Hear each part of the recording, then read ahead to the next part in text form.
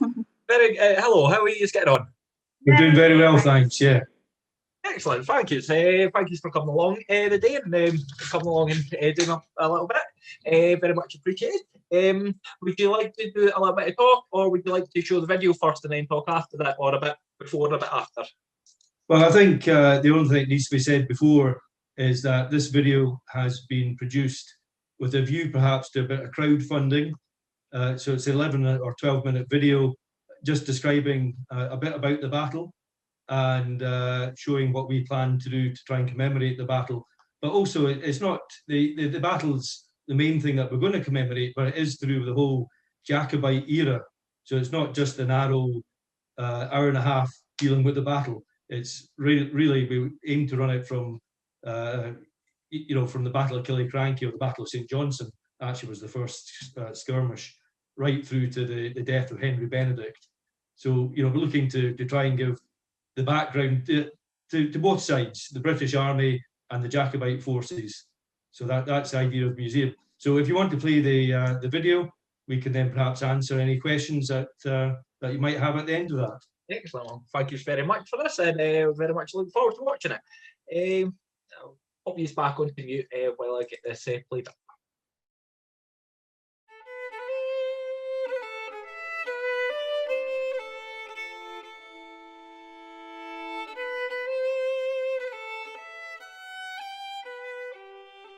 It's hard to imagine that these lovely rolling farm fields were once the scene of high drama, fierce bloodshed, and the making of history. A major victory for the Jacobite army of Charles Edward Stuart on a cold January day in 1746. Now, there are exciting plans to bring this history alive and allow the public to see rare and remarkable material culture from it. Plans are underway for a new museum and visitor centre at the Battle of Falkirk Muir. Hi, my name's Roddy Tulloch. I'm one of the trustees of the Battle of Falkirk Muir. Hi, I'm Alison. I'm one of the trustees at the Battle of Falkirk Muir Visitor Centre. I'm up at South Plantasken Estate to the south of Falkirk Town Centre at the site where the museum to commemorate the Battle of Falkirk Muir is going to be built. The building is going to be a two-storey building running east to west with views north over the Ochil Hills. To the east of the building is going to be a viewing tower to allow visitors to gain an appreciation of the entire battlefield. Few expected the Jacobites to win again. They were, after all, at the end of a long and arduous retreat from Derby. With London in their sights, Lord George Murray had persuaded the Jacobite High Command to turn back, and they endured a 300-mile march back through the north of England in grim December weather. Leaving an unwelcoming Glasgow, Prince Charles Edward once again led his army on foot, wearing Highland garb. But he was disguising the fact that he was gravely ill. Prince Charles Edward Stuart, grandson of James VII of Scotland, the Second of England, and direct descendant of a long line of Scottish kings, had successfully installed his court at Holyrood in Edinburgh, but the Jacobites had not been able to take the two most important military strongholds in Scotland, Stirling and Edinburgh castles. Without them, they could not hold Scotland against the forces of George II's British government, which would soon be returning from fighting the French on the continent. Many saw the Jacobites as facing nothing but defeat, but that didn't happen. The story of the Battle of Falkirk Muir is one of intrigue, clever deception, bigoted arrogance, and enormous bravery. Battlefield landscapes are the connection points between contemporary audiences and the great events of our past.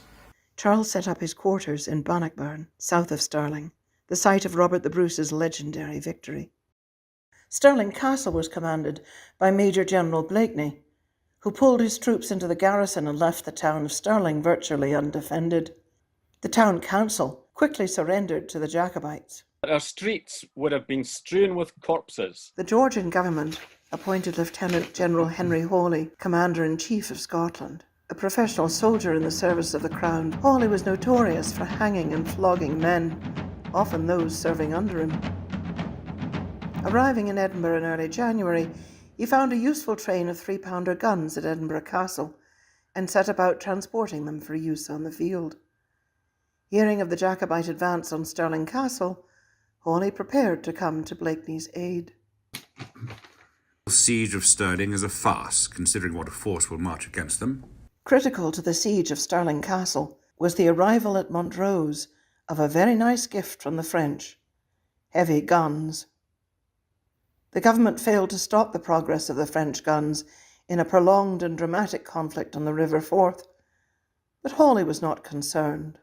He stored a huge cache of supplies nearby at Linlithgow and awaited the arrival of the guns from Edinburgh and 1,000 Highland troops of the Argyll Militia, Loudon 64th and the Black Watch under Lieutenant Colonel John Campbell. He sent 4,000 men under Major General Huske towards Falkirk, and himself settled into a pleasant occupation of Lord Kilmarnock's fine Callendar house. The Jacobite army was growing in strength, with the arrival of Lord John Drummond, with the Irish Brigade and the Royal Ecossais, and Frasers, Macphersons, Farquharsons, MacGregors and McKinnons from Skye, and the regiments of Lords Lewis Gordon and Cromarty. Lord George Murray found the cache of Hawley's supplies at Linlithgow impossible to resist. He launched a quick expedition to grab them. Hawley sent troops to attack and pin them against the loch, but the local population was full of Jacobite sympathisers and let Murray know. As they made a quick exit loaded with supplies, Hawley was still unfazed. There are now 7,000 men, but that's nothing. They're Scotch, and only so many mouths to feed. The Jacobite army found advantageous ground north of Tor Wood, formed a battle array and waited for Hawley to appear for 2 days. But Hawley did not budge. He was still awaiting the Whig Highlanders and the train of cannon, and he was enjoying Lady Kilmarnock's hospitality at Callendar House. The Jacobite High Command held a council of war, and Lord George Murray proposed a plan to move on Hawley in 2 columns. Lord George Murray's column takes the route around the hills above Falkirk for a surprise attack. Lord John Drummond's to take a direct route through Torwood to mislead the Hanoverian forces. The Prince readily agreed. Torwood was the place where Wallace had taken shelter, and the Bruce had prepared his army before Bannockburn, which was not lost on the Scots as they marched through. Conflicting sightings were reported all over of a Jacobite army on the move, but Hawley, now with his reinforcements and cannon, was still not concerned, and still unaware of a second Jacobite column approaching the heights. The rebels soon disappeared again, so the soldiers were ordered back to camp, horses set to feed, and Captain Cunningham of Argyll's regiment went into Falkirk to shave. In their hurry to secure the ground, the Jacobites abandoned their artillery. The wagon train carrying Hawley's guns from Edinburgh became stuck in a bog and never made it to the field. The weather began to turn, sleet and rain driving across the moors. We had the cruelest hail and rain, but happily it was at our backs. The Jacobite army moved into array. Once Hawley finally realised Drummond's column was not the main Jacobite force, and it was too late to get his infantry to the summit to meet them, he sent his aide-de-camp, Stuart Mackenzie, to order dragoons, 3 squadrons of Cobhams and 2 of Legionnaires in the lead, to draw fire from the Jacobite right flank before it could take full effect.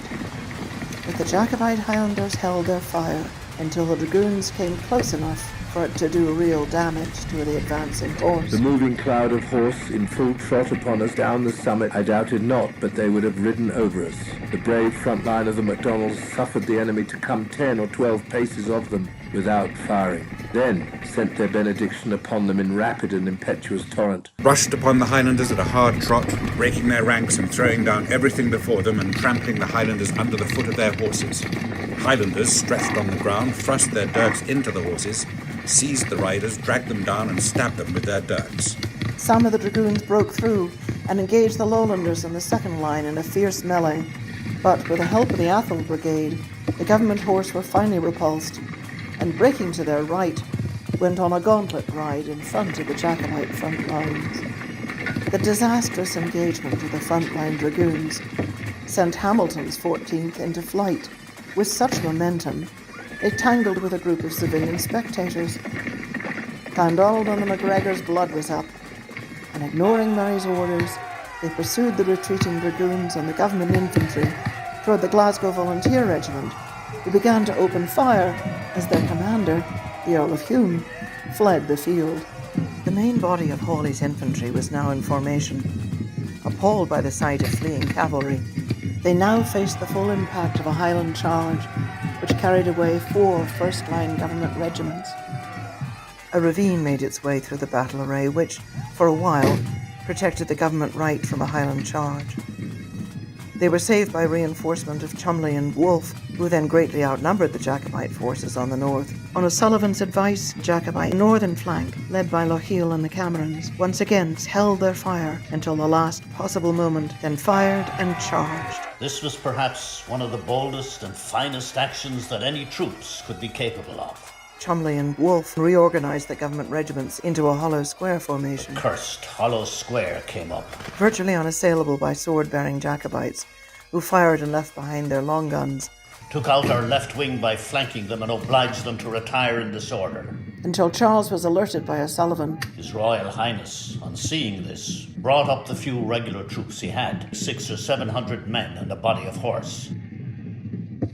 Poet Duncan Ban MacIntyre was fighting on the field with Hawley's army and described how Charles and his troops had driven like sheep before a dog. At the end, the Jacobites held the north as well.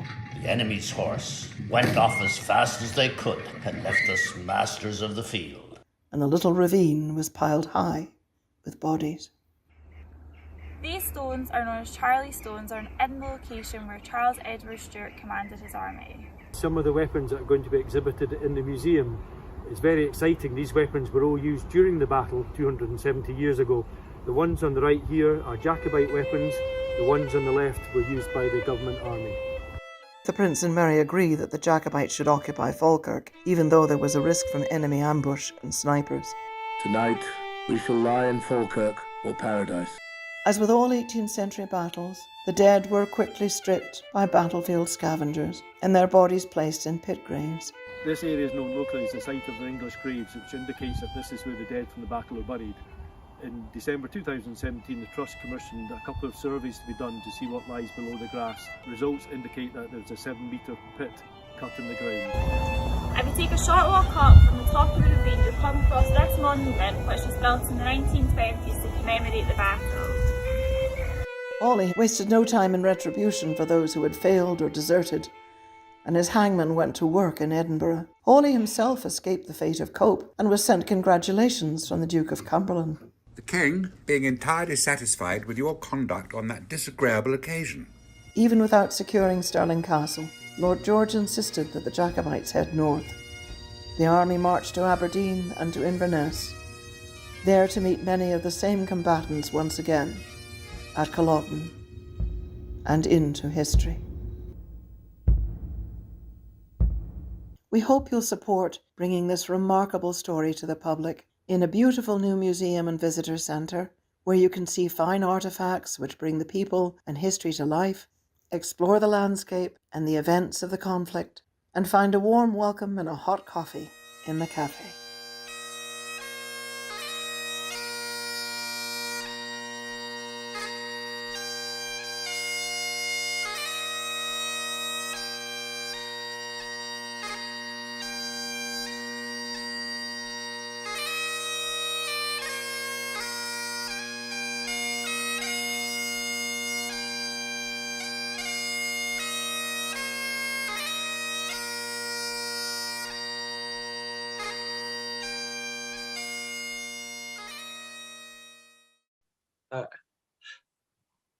Hello. Hello. Hi. Oh yeah, sorry, I was not sure if we're seeing there. I know, sorry, fantastic little videos you've had produced there for this project. How has this come about? How did the journey start for you? Well, I think the first thing we have to say, we'd like to thank Deborah Dennison for spending all her free time producing that video. It was at her own. I asked her to do something, and she has produced something really superb. So I'd like to thank her for that. The journey probably started 4 or 5 years ago.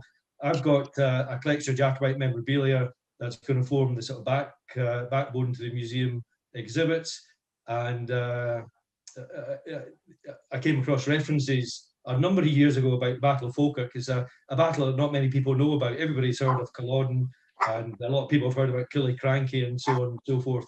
but Falkirk Muir is really one of the forgotten battles of the Jacobite period, and it's probably the largest of the battles, with number of men that participated. So it seems as if there's an opportunity there. We could compete with Culloden with a number of visitors. We hope. We see it as a very interesting battle. It lasts an hour and a half. So there's a story to be told about the lead up to the battle and the events after the battle. And with the number of articles I have that actually relate to the battle, it just seemed there's a bit of logic there to try and get a Jacobite centre opened up. Yeah, absolutely. It sounds absolutely amazing. So we've seen some initial architect drawings and that there, and we've got this lovely image as your background. So whereabout are you in the journey? Obviously, you've had some drawings commissioned and things. What's the stages and when can we? Yeah, so right now we've worked with Nicol Russell Architects, and like you see behind us, they've commissioned this building. So right now we're working alongside the council in terms of the land, planning applications, things like that. So we're currently kind of on wave 2 of our project. Wave 1 was going through all our feasibility studies, things like that, speaking to the council, seeing if it was possible from their perspective. So yeah, it's really phase 2 that we're now working on. What's the sort of general response been like? Has it been met with quite a lot of positivity? Has there been a lot of barriers placed up against you? Well, unfortunately, the virus has just sort of stepped in just as we were getting to the stage where there's a bit of impetus behind the project. We're on the sort of fundraising side of things just now. The total build cost has been estimated at a staggering £8 million. I just don't know where that money is going to be spent. It's just a huge amount of money. But we understand from the Falkirk Herald that there is a small, I understand it's a small group of individuals who have voiced concerns. We need to meet with them, have a public meeting, perhaps. Meet with them and discuss their concerns and see what we can do to try and alleviate those worries. Unfortunately, with the pandemic, that's not been possible. We can't have face-to-face meetings. There are issues perhaps with traffic, movement of traffic in and out the site, although we fully expect most of the visitors, I think, will come by train. There'll be tourists either in Glasgow or Edinburgh or Stirling, and a lot of them won't have cars for the obvious reasons if they're foreign tourists. And the Scottish diaspora are going to be one of the main markets that we're going to target. New Zealanders, Australians, Americans, Canadians. They'll come across. They're not likely to have transport, so they'll come by train. Falkirk High Railway Station, you can take a walk along the canal and up to the battlefield site from there. So we've forecast 80,000 visitors to come to the centre in the first year. I think it will just be a small proportion of that, or less than 50% of that, will come by car. Most of them will come by public transport. So those are the things we have to look at. We have to commission a transport survey to be done, which is we're looking at that just now. So we've got hurdles to overcome. It's not as straightforward as it might be. Absolutely.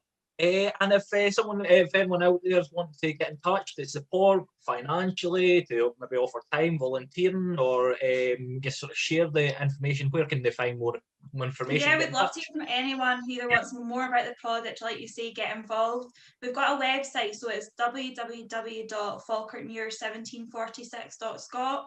And we've just recently set up our Facebook page, so we're one of the hosts on the event, so you can get in touch with us via Facebook. There's a link to our website, or you can go direct to our website, but there's a contact us form on there and our emails there too. So yeah, we'd love to hear from anyone who wants to get in touch with us. If you go onto the museum website, we've been trying to get the virtual museum up and running, just to show what type of exhibits will be shown. I think we're up to about 100 odd images just now, so we're just building that up as time goes on. Yeah, absolutely. I've had a good look at your sort of digital exhibition there, and some fantastic items and artifacts that you've got there. It's very impressive. Well, of course, today is the anniversary of that day, and you've sent me some lovely pictures that you were up there with yourself with Lena Reef. So I'll maybe share these, maybe you can say a couple of words about them before we move on to Michael, our next speaker. Yep. Yeah, we were up at the crack of dawn, just laying a wreath, which you can just see behind the railings there. I think. Because usually there's a ceremony happens every year, but obviously with the restrictions in place, we couldn't even have a virtual one with someone standing there. And because we live locally, we managed to just drop that off. So just a way to kind of mark our respect, those who fell at the battles. So yeah. Hopefully next year we'll be able to do we'll have more people there on site. Yeah, we can make up for it. we actually had plans. Aaron Johnson, one of our trustees, was going to try and get some of the Alan Breck regiment up to have some sort of ceremony where they would fire the muskets, and we're going to have it in the South Pentaskin field where the museum's going to go. It was going to be a socially distant gathering, but even that was knocked on the head with the current lockdown. Well, I'd just like to say thank you very much for taking the time out on the Sundays to come and contribute to this. I think it's very much showing us a great vision what you have for the site, and I'm sure I'll join everybody here wishing you all the best in that endeavour, and looking forward to joining you on the journey to there. Thank you for inviting us, Ross. Thanks for having us. Yeah. Excellent. All the best, guys. Right, cheers. Bye.